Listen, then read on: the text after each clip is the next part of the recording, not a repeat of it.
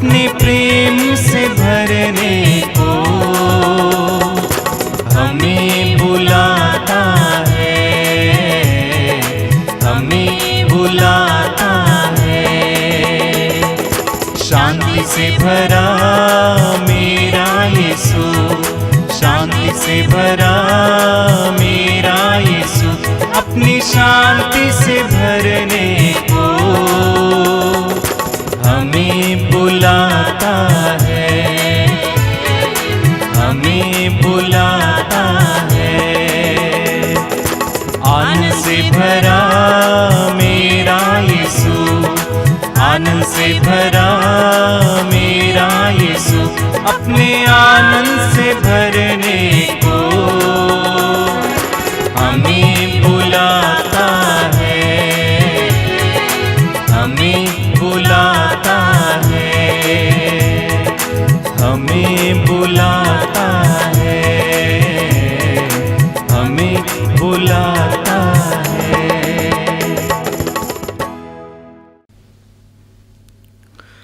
आइए आज के प्रार्थना सभा को शुरू करते हैं। पिता और पुत्र और पवित्र आत्मा के नाम पर। हमारे प्रभु यीशु क्रिस्त की कृपा, ईश्वर का प्रेम तथा पवित्र आत्मा का साहचर्य आप सबों को प्राप्त हो और आपको भी। क्रिस्त में प्यारे भाइयों और बहनों, यूहन्ना के सुसमाचार अध्याय 8 वाक्य 34 में प्रभु यीशु मसीह अपने शिष्यों से कहते हैं, जो पाप करता है वह पाप का दास बन जाता है। आगे हम प्रवक्ता ग्रंथ अध्याय 19 वाक्य 46 में पढ़ते हैं, पुनः ईश्वर का वचन कहता है, जो पाप करता है वह अपने आप को हानि पहुंचाता है। आगे हम वचन में पढ़ते हैं यूहन्ना के पहले पत्र अध्याय 3 वाक्य 9 और 10 में, ईश्वर की संतान पाप नहीं करता क्योंकि उसमें ईश्वर का जीवन तत्व क्रियाशील है। वह पाप नहीं कर सकता क्योंकि वह ईश्वर से उत्पन्न हुआ है। जी हाँ, हम ईश्वर से उत्पन्न हुए हैं, हम ईश्वर की संतान पुत्र पुत्रियां हैं। हम पाप नहीं कर सकते हैं क्योंकि हमारे शरीर में ईश्वर का आत्मा, ईश्वर का जीवन तत्व क्रियाशील है। किंतु हम अपने जीवन में जब देखते हैं, दैनिक जीवन जीते हैं, पाप में गिर जाते हैं, ना चाहते हुए भी पाप करते हैं। इसलिए आज कलीसिया की ओर से, ईश्वर की ओर से हमारे लिए आह्वान है कि हम पश्चाताप करें, अपने पापों को याद करें और पुनः ईश्वर के पास लौट आए। तो आइए कुछ पल हम अपनी आंखों को बंद करें, अपने जीवन को देखिए, व्यवहार को देखिए, कर्म को देखिए, जुबान और दृष्टि को देखिए। इनके द्वारा हम दिन प्रतिदिन पाप करते हैं और उसके द्वारा हम विनाश की ओर प्रस्थान करते हैं, जो हमारे लिए उचित, अच्छा और आवश्यक नहीं है। प्रभु हमसे कहते हैं पश्चाताप करो। तो आइए, जब हम इस पवित्र मिस्सा बलिदान में भाग ले रहे हैं, पश्चाताप के द्वारा अपने आप को पवित्र करें। पवित्र और निष्कलंक मन के साथ, हृदय के साथ इस पवित्र मिस्सा बलिदान में भाग ले सके। तो आइए अपने पापों पर पश्चाताप करते हुए क्षमा याचना का गीत गावे।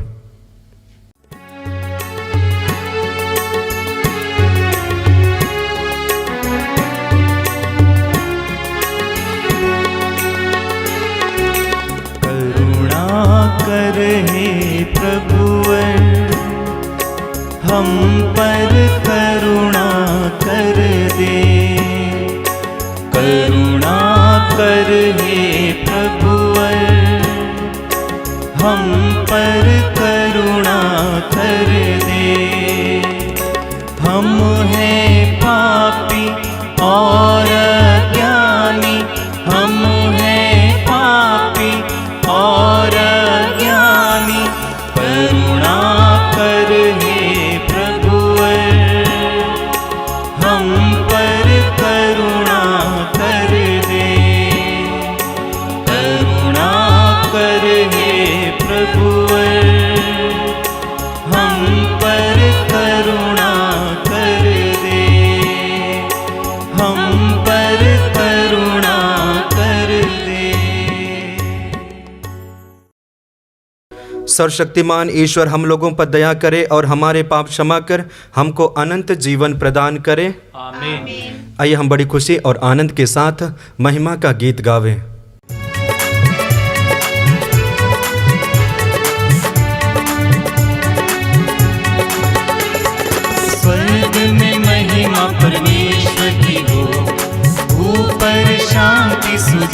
को। स्वर्ग में महिमा परमेश्वर की हो, ऊपर शांति सुजन को। हम तेरी प्रशंसा करते हैं, धन्य तुझे हम कहते हैं। हम तेरी प्रशंसा करते हैं, धन्य तुझे हम कहते हैं।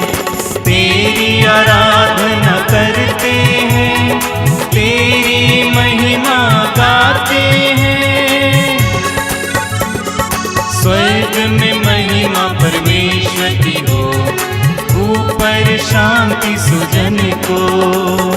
हे सर्वशक्तिमान पिता परमेश्वर, स्वर्ग लोक के स्वामी है। हे सर्वशक्तिमान पिता परमेश्वर, स्वर्ग लोक के स्वामी है। इकलौते पुत्र यीशु ख्रिस्त है, तेरा गुणगान करते हैं। स्वर्ग में महिमा परमेश्वर की हो, ऊपर शांति सुजन को। जगत का पाप तू हर लेता है, हम पर दया तू कर दे। स्वर्ग का पाप तू हर लेता है, हम पर दया तू कर दे। पिता के दाएं विराजमान है, हमारी विनती सुन ले। स्वर्ग में महिमा परमेश्वर की हो, ऊपर शांति सुजन को। स्वर्ग में महिमा परमेश्वर की हो, ऊपर शांति सुजन को।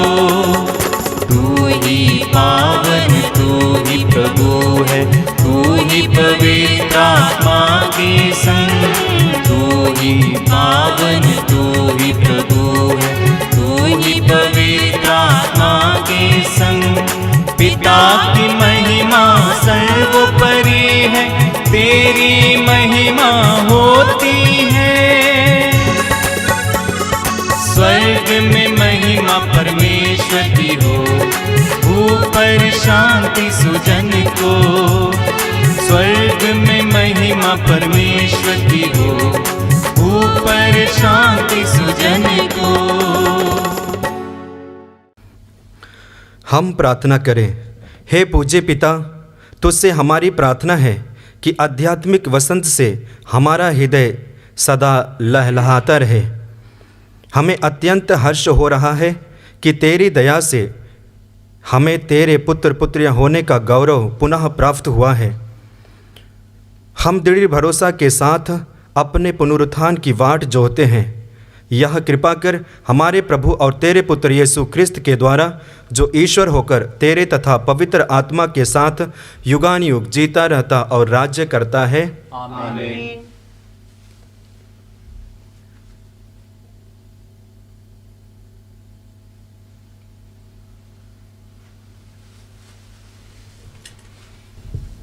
पहला पाठ प्रेरित चरित अध्याय 3 वाक्य संख्याएँ 13 से 15 और 17 से 19।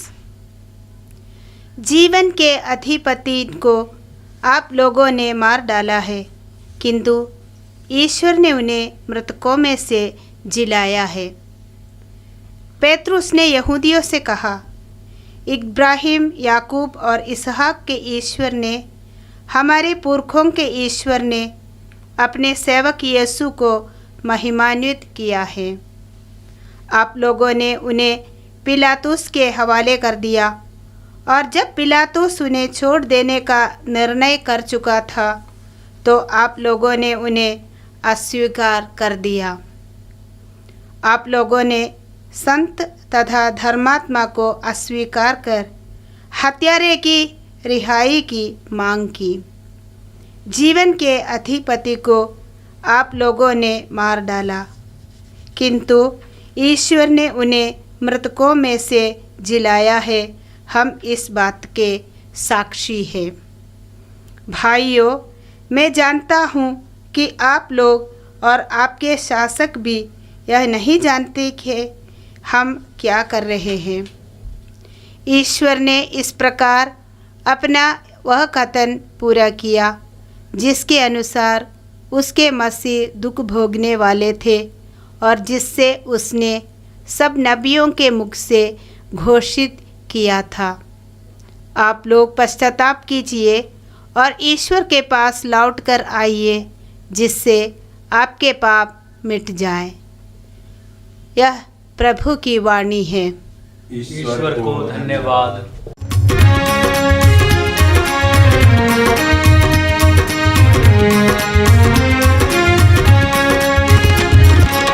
आज मधुर वाणी ने तुमको पुकारा है, आज मधुर वाणी ने तुमको पुकारा है। एक अनोखा जीवन यीशु के द्वारा है, आज मधुर वाणी ने तुमको पुकारा है, आज मधुर वाणी ने तुमको पुकारा है। तुम आज अगर दिल खोलो वो दिल में आएगा, मिट जाएंगी चिंताएं वो बोझ उठाएगा। हर तकलीफ में वो ही केवल सहारा है। एक अनोखा जीवन यीशु के द्वारा है, आज मधुर वाणी ने तुमको पुकारा है, आज मधुर वाणी ने तुमको पुकारा है। उसके वचन को सुनकर पत्थर नहीं होना, कहीं ये गलती बन जाए जीवन भर का रोना। बीता वक्त कहाँ से आया दोबारा है, एक अनोखा जीवन यीशु के द्वारा है, आज मधुर वाणी ने तुमको पुकारा है, आज मधुर वाणी ने तुमको पुकारा है।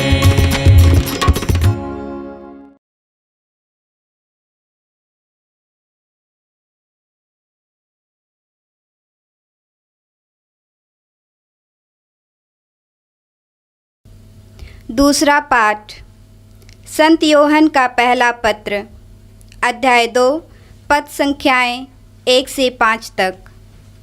बच्चों, मैं तुम लोगों को यह इसलिए लिख रहा हूँ कि तुम पाप ना करो, किंतु यदि कोई पाप करे तो पिता के पास हमारा एक सहायक विद्यमान है, अर्थात धर्मात्मा यीशु मसीह। उन्होंने हमारे पापों के लिए प्रायश्चित किया है, न केवल हमारे पापों के लिए बल्कि समस्त संसार के पापों के लिए भी। यदि हम उनकी आज्ञाओं का पालन करेंगे तो उसी से हमें पता चलेगा कि हम उन्हें जानते हैं। जो कहता है कि मैं उन्हें जानता हूँ किंतु उनकी आज्ञाओं का पालन नहीं करता, वह झूठा है और उसमें सच्चाई नहीं है। परंतु जो उनकी आज्ञाओं का पालन करता है, ईश्वर का प्रेम उसमें परिपूर्णता तक पहुँच गया है। यह प्रभु की वाणी है। ईश्वर को धन्यवाद। Hallelujah hallelujah hallelujah hallelujah hallelujah hallelujah hallelujah hallelujah hallelujah hallelujah hallelujah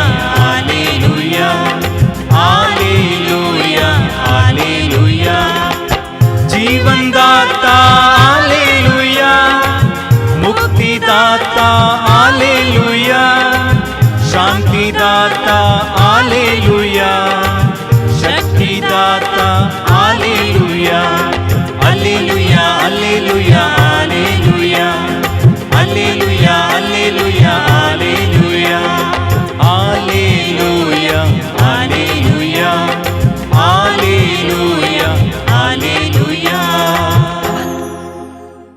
प्रभु आप लोगों के साथ हो। और आपके साथ भी। संत लूकस के अनुसार आज का पवित्र सुसमाचार प्रभु की जय। अध्याय 24 वाक्यांश 35 से 48 तक। शिष्यों ने बताया कि रास्ते में क्या क्या हुआ और कैसे उन्होंने यीशु को रोटी तोड़ते समय पहचान लिया था। वे यह सब बात बता ही रहे थे कि यीशु उनके बीच आकर खड़े हो गए। उन्होंने उनसे कहा, तुम्हें शांति मिले। परंतु वे विस्मित और भयभीत होकर यह समझ रहे थे कि वे कोई प्रेत देख रहे हैं।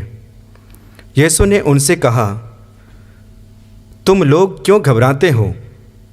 तुम्हारे मन में संदेह क्यों होता है? मेरे हाथ और मेरे पैर देखो, मैं ही हूँ।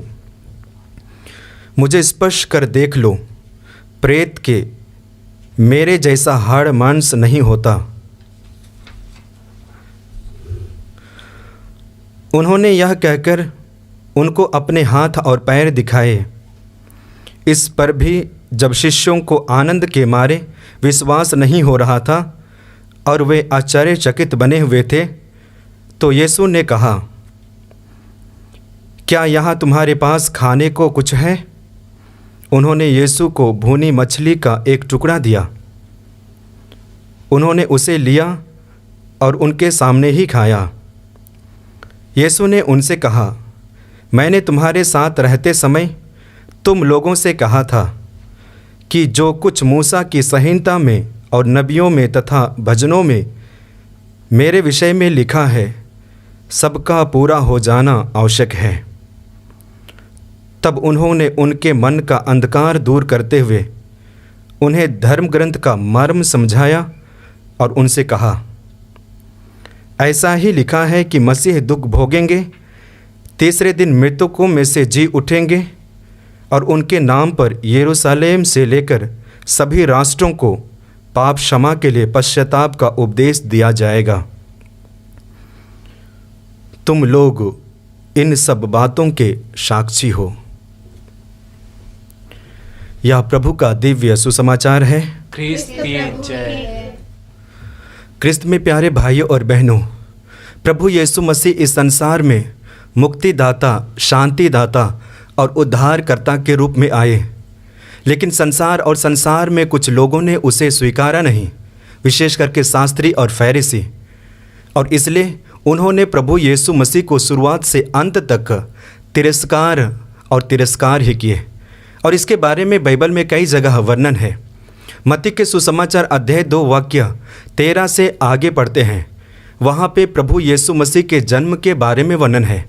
जब प्रभु यीशु मसीह इस धरती पे आते हैं और जो पहला तिरस्कार करता है वो राजा हेरोद है।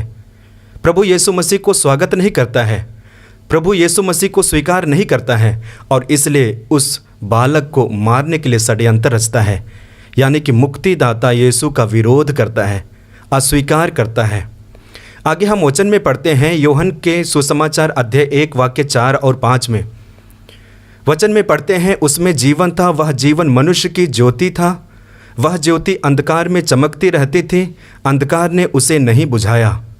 यानी कि अंधकार ने उस ज्योति को बुझाने का प्रयास किया किंतु बुझा नहीं पाया। इसके बारे में हम सुंदर उदाहरण देख सकते हैं। जब हम दिया जलाते हैं, दीपक जलाते हैं, उसे बुझाने के लिए वायु चलती है, कीड़े मकोड़े आते हैं किंतु स्वयं जलकर नष्ट हो जाता है। ठीक उसी प्रकार प्रभु यीशु मसीह को अंधकार बुझाने का प्रयास किया, अंधकार की शक्तियाँ प्रभु यीशु मसीह को बुझाने का प्रयास किया किंतु नहीं बुझा पाए। आगे हम वचन में पढ़ते हैं, विशेष करके मत्ती के सुसमाचार अध्याय 4 वाक्य 2 से आगे जब पढ़ेंगे तो वहाँ पे शैतान और यीशु के बीच के बारे में वर्णन है। यानी कि संसार में रहने वाले शैतान, संसार को अपने अधिकार में करने वाले शैतान प्रभु यीशु मसीह की परीक्षा लेता है, अपने अधिकार में करने का प्रयास करता है, अपने अधीन में रखने का प्रयास करता है मुक्तिदाता यीशु को। लेकिन यीशु शैतान के अधीन में नहीं हुए, पराजित किए। ये क्या दर्शाता है? ये दर्शाता है कि प्रभु यीशु मसीह पर निरंतर अत्याचार, निरंतर अस्वीकार, किंतु प्रभु यीशु मसीह विजय होते गए। आगे हम पढ़ते हैं लूकस के सुसमाचार अध्याय 4 में वाक्य 22 से, और आगे हम पढ़ेंगे। प्रभु यीशु मसीह सभागृह में जाते हैं, सभागृह में उठकर उपदेश देते हैं, प्रवचन देते हैं, और लोग प्रभु यीशु मसीह के मुख से निकलने वाले शब्दों को सुनते हैं, उस पर आश्चर्यचकित होते हैं, विश्वास करते हैं, मानते हैं, प्रशंसा प्रकट करते हैं और यीशु के बारे में तरह तरह की बातें करते हैं। ये नबी है, ईश्वर का पुत्र है, इत्यादि इत्यादि। कहने का मतलब क्या है? यानी कि प्रभु यीशु मसीह को कुछ लोगों ने मुक्तिदाता के रूप में स्वीकारा और इसलिए प्रभु यीशु मसीह की प्रशंसा की, लेकिन उन्हीं में से कुछ लोगों ने प्रभु यीशु मसीह को नकारा। लूकस के सुसमाचार अध्याय 4 वाक्य 28 में पढ़ते हैं, कुछ लोग प्रभु यीशु मसीह पर ईर्ष्या किए, क्रोध किए और यीशु मसीह को मार डालने के लिए षड्यंत्र रचने लगे।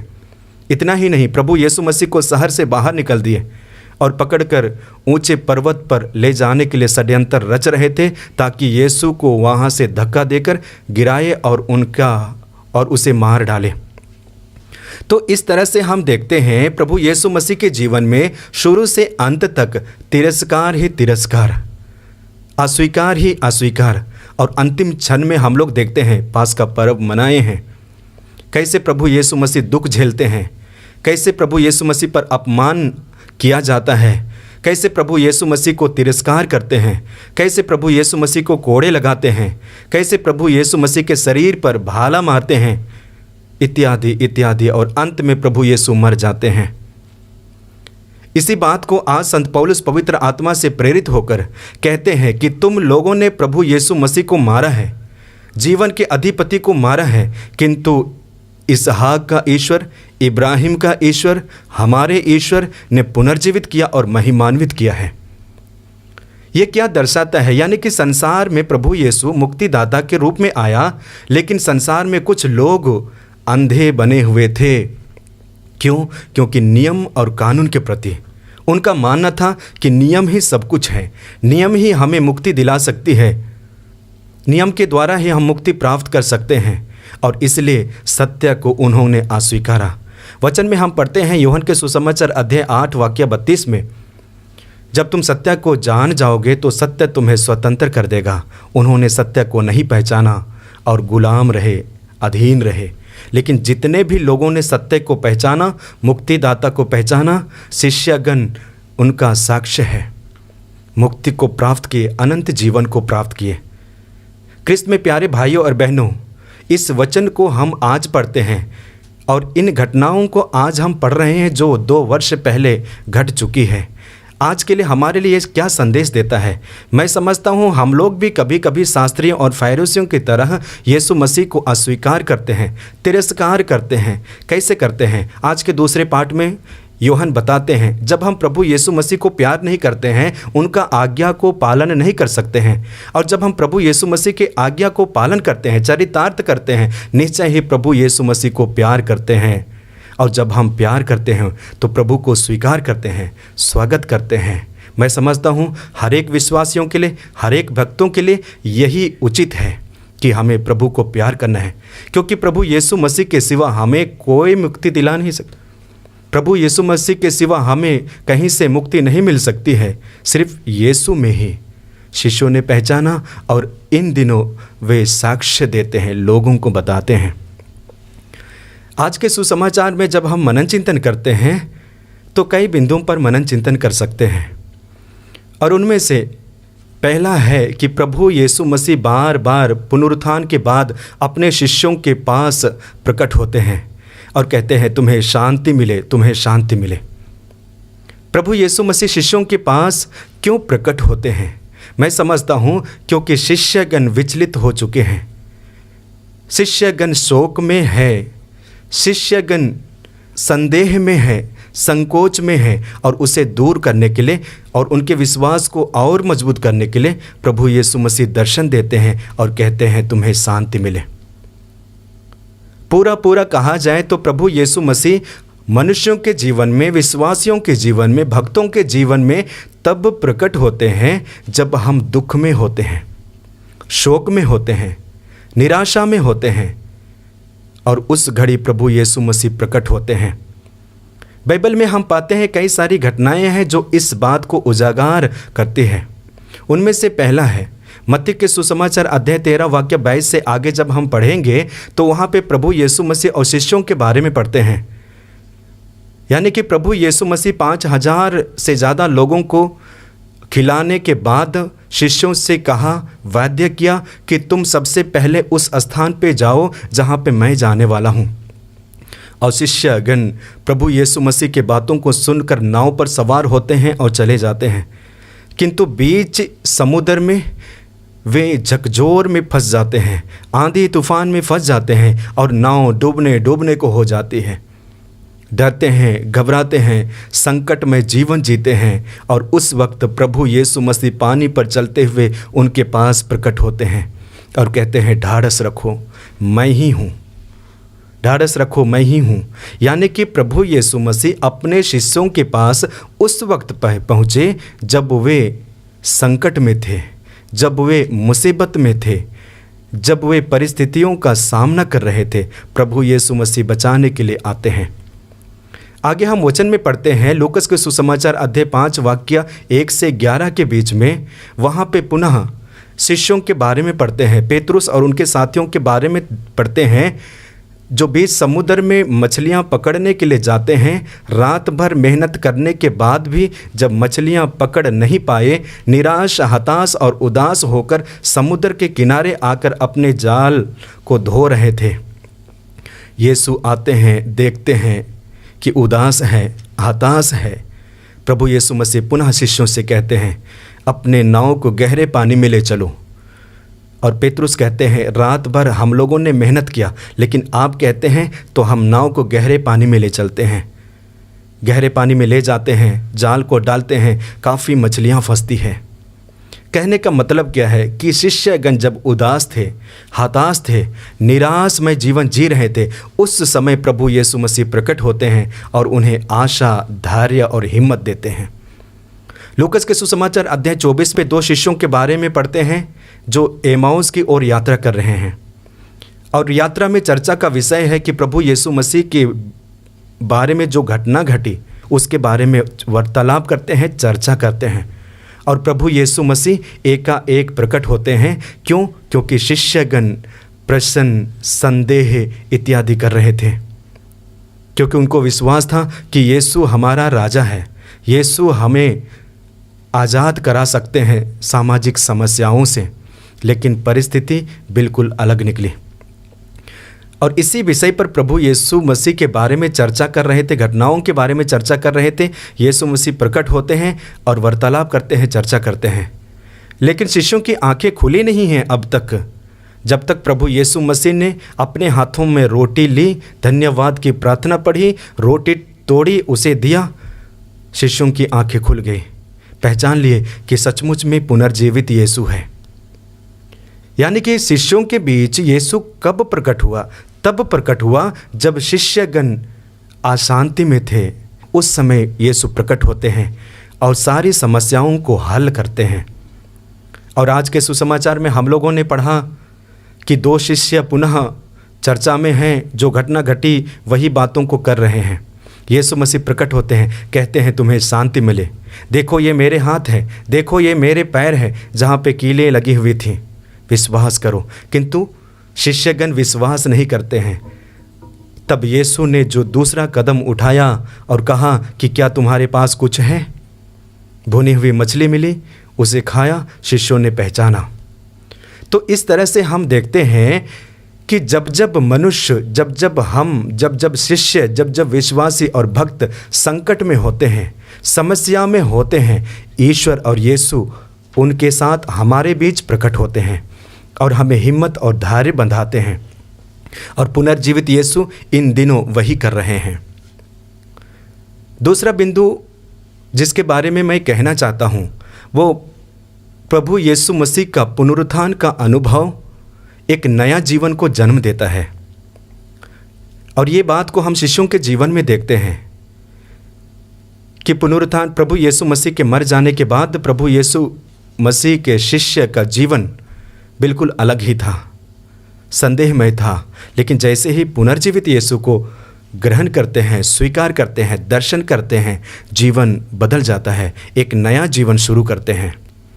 और तीसरा बिंदु है पुनरुत्थान प्रभु यीशु मसीह का अनुभव एक सेवा कार्य को जन्म देता है।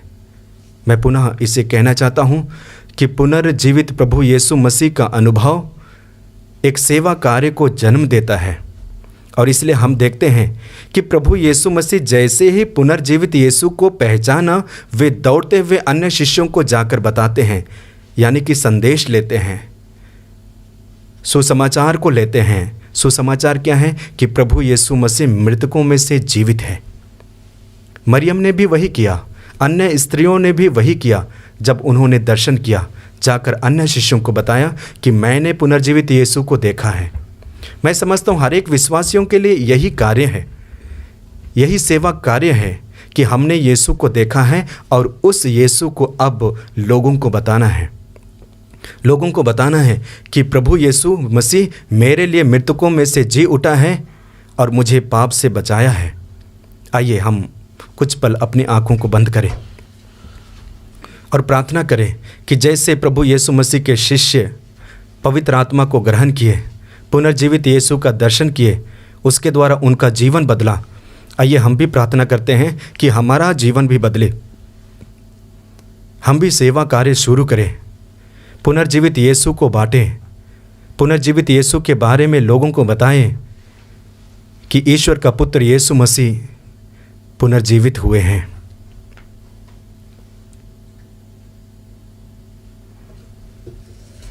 आइए हम अपने विश्वास को प्रकट करते हुए प्रेरितों का धर्मसार एक साथ बोले। मैं स्वर्ग और पृथ्वी के सृजनहार सर्वशक्तिमान पिता परमेश्वर पर विश्वास करता हूँ और उसके इकलौते पुत्र हमारे प्रभु यीशु जो पवित्र आत्मा के द्वारा गर्भ में पड़ा, कुंवारी मरियम से जन्म लिया, पोंतुस पिलातुस के समय दुख उठाया, क्रूस पर ठोका गया, मर गया, गाड़ा गया, लिम्बुस में उतरा, तीसरे दिन मृतकों में से जी उठा, स्वर्ग पर गया, सर्वशक्तिमान पिता परमेश्वर की ओर दाहिने विराजमान, वहाँ से जीवित और मृतकों का न्याय करने को आएगा। मैं पवित्र आत्मा, पवित्र कैथोलिक कलीसिया, धर्मियों के संबंध, पापों के देह के पुनरुत्थान और अनंत जीवन पर मैं विश्वास करता हूँ। आमीन। प्यारे भाइयों और बहनों, यीशु ख्रिस्त मृतकों में से जी उठे हैं। यह आनंद का समय है जिसे प्रभु ने रचा है, इसलिए हम कृतज्ञता के साथ ईश्वर से प्रार्थना करें। आपका अनुवाक्य, हे पिता हमारी प्रार्थना सुन। हे पिता हमारी प्रार्थना सुन। हे पिता ईश्वर, हम संत पापा फ्रांसिस, कैथोलिक कलीसिया और सभी पुरोहितों को आपके चरणों में समर्पित करते हैं और प्रार्थना करते हैं कि वे सब आपकी महिमा के लिए ईमानदारी के साथ कार्य कर सके। इसके लिए हम प्रार्थना करते हैं। हे पिता हमारी प्रार्थना सुन। हे पिता ईश्वर, हम प्रार्थना करते हैं कि संसार में रहने वाले हर एक भाई बहन सच्चा ईश्वर को जान सके और उन्हें सारे हृदय से स्वीकार कर उनके साथ आगे बढ़ सके। इसके लिए हम प्रार्थना करते हैं। हे पिता हमारी प्रार्थना सुन। हे पिता ईश्वर, हम प्रार्थना करते हैं कि संसार में रहने वाले हर एक भाई बहन सच्चे ईश्वर को जानकर उसे स्वीकार कर सके और उनके साथ आगे बढ़ सके। इसके लिए हम प्रार्थना करते हैं। हे पिता हमारी प्रार्थना सुन। हे पिता ईश्वर, हमें यह कृपा दे कि हम सब तेरी ज्योति को अपना सके और तेरी ज्योति में हम आगे बढ़कर आपके साथ जुड़े रहे। इसके लिए हम प्रार्थना करते हैं। हे पिता हमारी प्रार्थना सुन। हे पिता ईश्वर, जितने भी लोग इस महामारी या किसी प्रकार के रोगों के कारण अपने जीवन और मृत्यु के बीच संघर्ष कर रहे हैं, उन पर तेरी इच्छा प्रकट हो, इसके लिए हम प्रार्थना करते हैं। हे पिता हमारी प्रार्थना सुन। हे पिता ईश्वर, हम उन लोगों के लिए प्रार्थना करते हैं जिनके हृदय में किसी के प्रति प्रेम नहीं है। प्रभु यीशु, आज उन्हें यह कृपा दे कि वह लोगों को प्यार कर सके, इसके लिए हम प्रार्थना करते हैं। हे पिता हमारी प्रार्थना सुन। हे प्रभु, हमें पास्का के कृपा दानों से भर दे, या स्वर्गिक भोजन उचित रीति से ग्रहण करने के लिए हमें शुद्ध कर, कि हम पुनर्जीवित क्रिस्त के साथ एक नया जीवन पथ अपना सके। उन्हीं हमारे प्रभु क्रिस्त के द्वारा आमीन।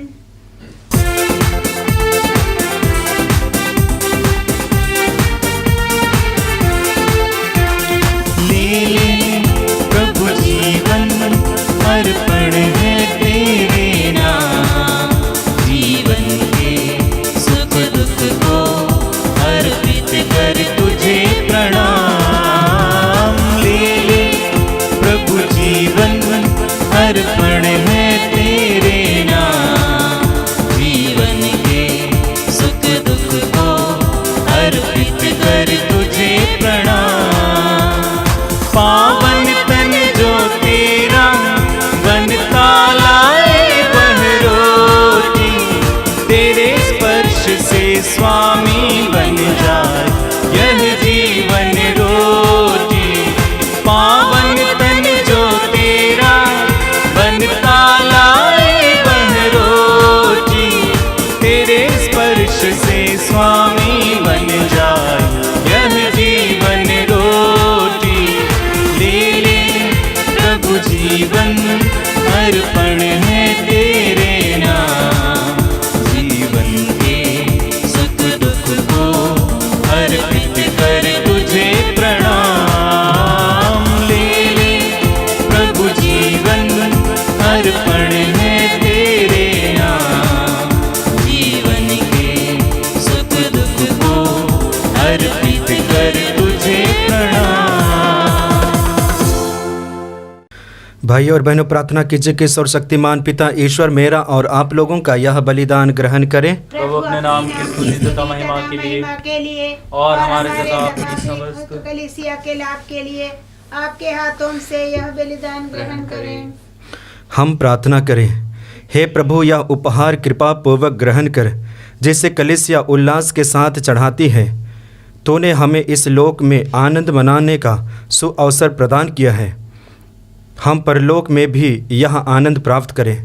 यह प्रार्थना सुन हमारे प्रभु क्रिस्त के द्वारा। आमीन। प्रभु आप लोगों के साथ हो और आपके साथ भी प्रभु में मन लगाइए। हम प्रभु में मन लगाए हुए हैं। हम अपने प्रभु परमेश्वर को धन्यवाद दें, यह उचित और आवश्यक है। हे पूज्य पिता, यह परम उचित है, हमारा कर्तव्य तथा कल्याण है कि हम प्रतिदिन और विशेष करके इस अवसर पर अधिक समारोह के साथ तेरा गुणगान करें। जब क्रिस्त हमारे पास्का का मेमना बलि चढ़ाए गए हैं, इन्हीं के द्वारा अनंत जीवन के लिए तेरे ज्योति पुत्र उत्पन्न होते और विश्वासियों के लिए स्वर्ग राज के प्रांगण खुल जाते हैं। क्योंकि इनकी मृत्यु द्वारा हम मृत्यु से मुक्त हुए हैं और इनके पुनरुत्थान द्वारा हम सब जी उठे हैं। इसीलिए पास्का के आनंद से विभोर होकर विश्व का कोना कोना उमंग से फूला नहीं समाता और स्वर्ग के समस्त दूतगण तेरी स्तुति करते हुए निरंतर एक स्वर से गाते हैं। सबसे पावन मनहर सुंदर है जग का स्वामीश्वर, उसका नमन करो, शत शत नमन करो। सबसे पावन मनहर सुंदर उसकी महिमा, भुवन गा रहा उसकी गरिमा, उसका यश कण कण में चर्चित, उसकी कीर्ति चहुदिश गूंजित, उसका नमन करो, शत शत नमन करो। सबसे पावन मनहर सुंदर, जो हम सबका बनकर त्राता, हम सब की धरती पर आता, वह भी परम धन्य है ईश्वर, महिमान्वित है नित्य निरंतर, उसका नमन करो, शत शत नमन करो। सबसे पावन मनहर सुंदर है जग का स्वामी ईश्वर, उसका नमन करो, शत शत नमन करो, शत शत नमन करो, शत शत नमन करो। पवित्र मिस्सा बलिदान के महत्वपूर्ण भाग में प्रवेश किए हैं। आइए हम अपने आप को तैयार करें। हे परमपिता, तू वास्तव में पवित्र है, सारी पवित्रता का स्रोत है। हम तुझसे निवेदन करते हैं, तू यह उपहार अपने आत्मा के संस्पर्श से पवित्र कर दे, कि यह हमारे प्रभु यीशु ख्रिस्त का शरीर तथा रक्त बन जाए। जिस रात को यीशु स्वेच्छा से मृत्यु के लिए सौंपे गए, उन्होंने रोटी ली, तुझे धन्यवाद दिया और रोटी तोड़कर उसे अपने शिष्यों को देते हुए कहा, तुम सब इसे लो और खाओ, यह मेरा शरीर है जो तुम्हारे लिए बलि चढ़ाया जाएगा।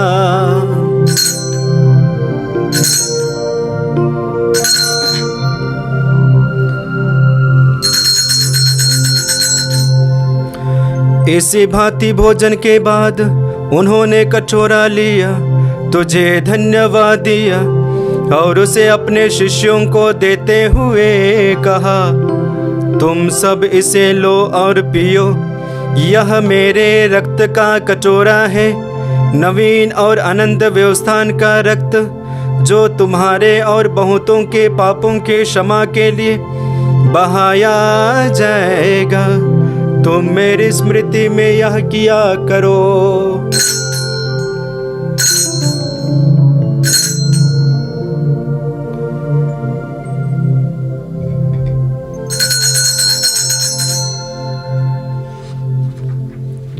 यह है हमारे विश्वास का रहस्य।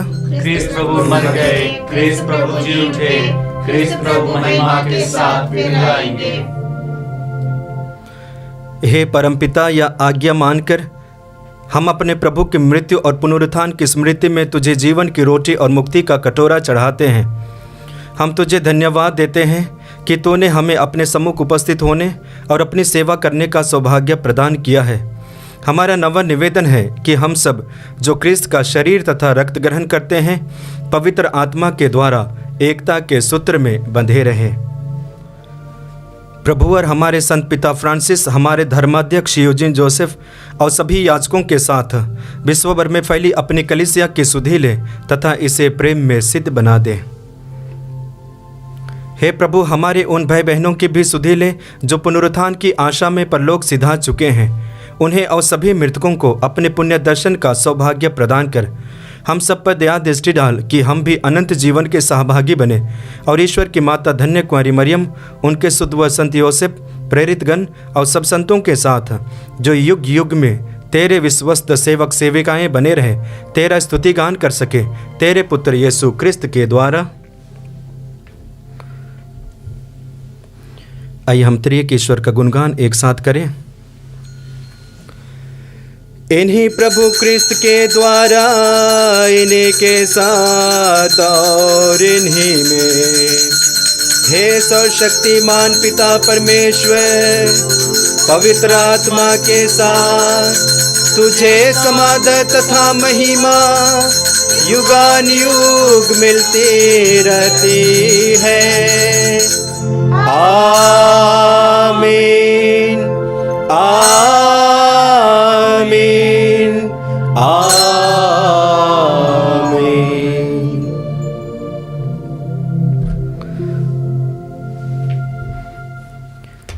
हे हमारे पिता जो स्वर्ग में है, तेरा नाम पवित्र माना जाए, तेरा राज्य आवे, तेरी इच्छा जैसे स्वर्ग में है वैसे इस पृथ्वी पर भी पूरी हो। हमारा प्रतिदिन का आहार आज हमें दे, और हमारे अपराध हमें क्षमा कर, जैसे हम भी अपने अपराधियों को क्षमा करते हैं, और हमें परीक्षा में ना डाल, परंतु बुराई से बचा। आमीन। हे प्रभु, हम तुझसे प्रार्थना करते हैं, सभी बुराइयों से हमें बचा, और इस जीवन में हमें कृपा पूर्वक शांति प्रदान कर। हम तेरी दया से सदा पाप से दूर और हर विपत्ति से सुरक्षित रहें, और उस दिन की प्रतीक्षा करते रहें जब हमारे मुक्तिदाता यीशु ख्रिस्त फिर प्रकट होकर हमारी मंगलमय आशा पूरी करेंगे। क्योंकि तेरा राज्य, तेरा सामर्थ्य और तेरी महिमा अनंत काल तक बनी रहती है। हे प्रभु यीशु क्रिस्त, तूने अपने प्रेरितों से कहा है, मैं तुम्हारे लिए शांति छोड़ जाता हूँ, अपनी शांति तुम्हें प्रदान करता हूँ। तू हमारे पापों पर नहीं, अपनी कलीसिया के विश्वास पर दृष्टि डाल और उसे शांति तथा एकता प्रदान कर, तू जो युगानुयुग जीता रहता और राज्य करता है। आमीन। प्रभु की शांति सदा आप लोगों के साथ रहे, और आपके साथ भी। आइए हम परस्पर प्रेम भाव रखें। हे ईश्वर के मेमने, जो संसार के पाप हर लेता है, हम पर दया कर। हे ईश्वर के मेमने, जो संसार के पाप हर लेता है, हम पर दया कर। हे ईश्वर के मेमने, जो संसार के पाप हर लेता है, हमें शांति प्रदान कर। देखिए, ईश्वर का मेमना जो संसार के पाप हल लेता है। धन्य है वे जो प्रभु के इस भोज में बुलाए जाते हैं। हे प्रभु, मैं इस योग्य नहीं हूँ कि आप मेरे यहाँ आए, किंतु एक ही शब्द कह दे और मेरी आत्मा चंगी हो जाएगी।